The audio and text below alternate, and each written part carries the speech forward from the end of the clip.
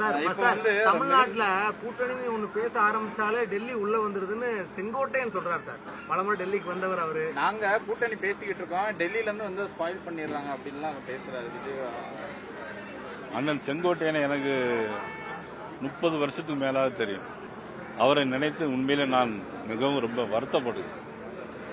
எப்படி இருந்தவர் இப்படி ஆயிட்டாரு அப்படிங்கிற மாதிரி தான் என்னுடைய வருத்தத்தை மட்டும்தான் என்னால் சொல்ல முடியும்.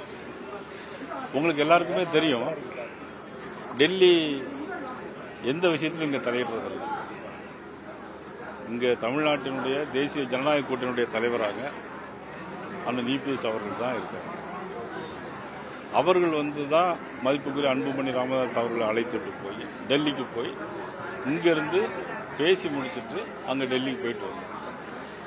அதன் பிறகு இங்கே வச்சு தான் மதிப்புக்குரிய அம்மா மக்கள் முன்னேற்ற கழகத்துடைய தலைவர் மதிப்பு அண்ணன் டிடிவி அவர்கள் இங்கே வச்சு தான் பேசி டெல்லியில் போய் பேசுகிறாங்க. இங்கே வச்சு தான் பேட்டி கொடுக்காங்க, ஒன்றா இணைஞ்சு பேட்டி கொடுக்குறாங்க. பாரத பிரதமர் நரேந்திர மோடி அவர்களுடைய பொதுக்கூட்டத்துக்கு பின்னால் அதற்கு பிறகு ஒன்றாக இணைந்து அங்கே வச்சு தான் பேட்டி கொடுக்குறாங்க. ஆக அண்ணன் செங்கோட்டையன் அவர்கள் எந்த விதத்தில் அவர் சொல்வது சரி என்பது எனக்கு தெரியவில்லை.